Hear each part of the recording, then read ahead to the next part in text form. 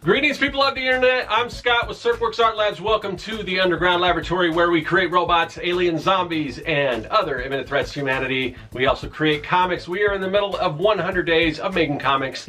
That's the challenge where you spend at least 30 minutes a day, every day, working on your own personal comic book project. So a little bit about this challenge. It was started by Kevin Cross. If you guys aren't familiar, you probably know that, but maybe you're new to this. Maybe you don't know anything about it at all. Well, that's who started it, and since then it's grown quite a bit, and a lot of people are getting involved in doing this, which is super awesome, and I'm just so happy to be part of this community. Now, a while back, I did I had an attempt to try to name all the people that have either successfully completed this challenge, or are currently doing it, or are working on the anthology, which is another kind of a project where a lot of the people that are in this community came together to work on an anthology project.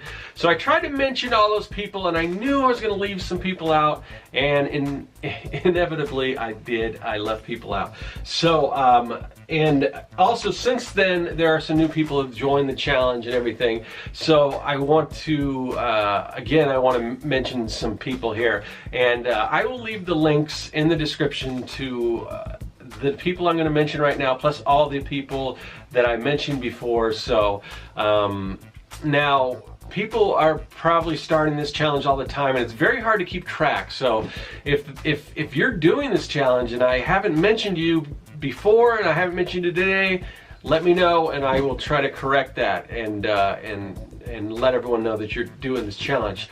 So the one person I left out before was Patrick Brown, also known as String Cheese.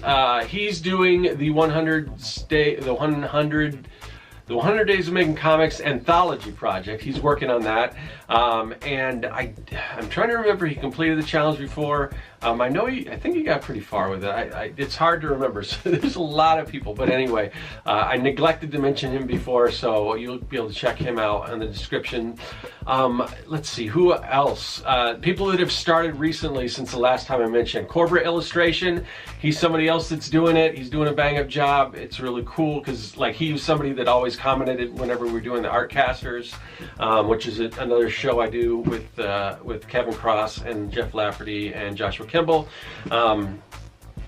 So anyway, so he's doing it. Check him out. There's somebody else who's not technically doing the 100 Days of Making Comics challenge, but he's doing kind of an offshoot. He's taking that model and he's doing it with animation, and it's really cool.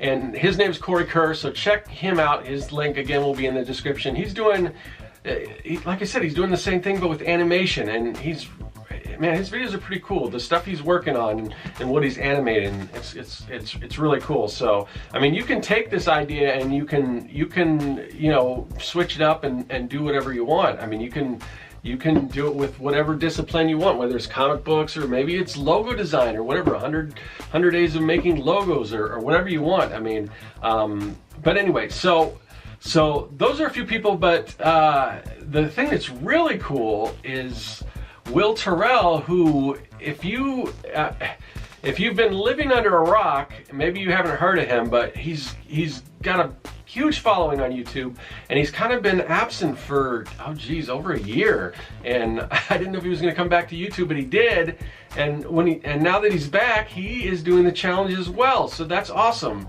And I mean, his stuff is just amazing, and like I said, he's got a huge following, so you probably are familiar with him, but just on the off chance that you're not, definitely want to check him out, so his link will be in the description as well.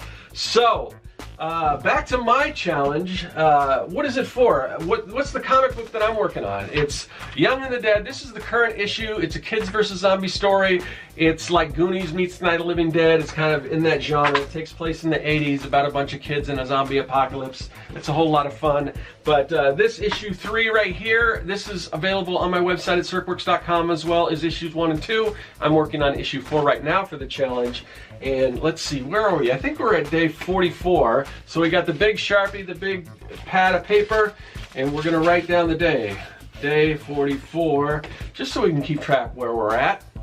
All right, so with all that out of the way, let's make some comics. We're gonna go up here to the paralleloscope and check out what's going on with that.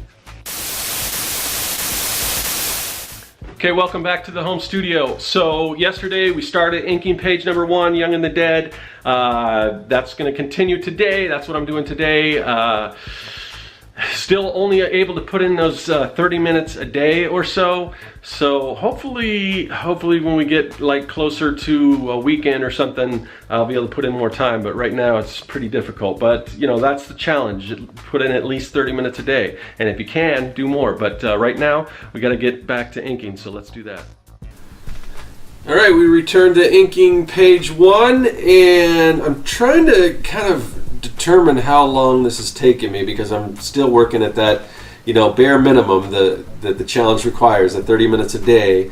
So I've been doing it for, oh geez, have I been doing the inking for the past 3 or 4 days? So I'm guessing it's probably going to take me about 2.5 hours total to ink this page. I won't get it done in this, and of course this is also sped up quite a bit. So this is my 30 minutes boiled down to about 2 minutes. So, but anyway, as you can see, I'm on that final panel where we're pushing actually into the building, and we can see some kind of debris, like the ceiling.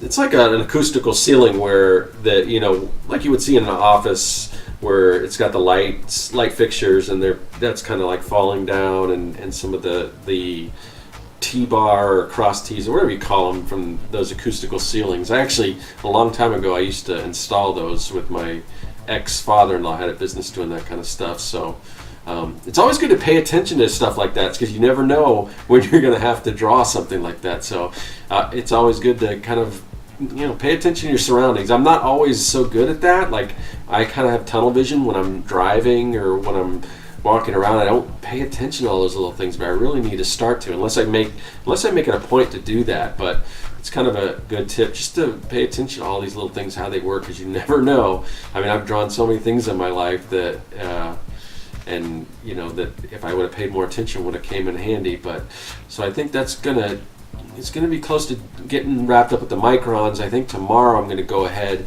and get the brush out and finish this up with the brushes. So we'll see you then.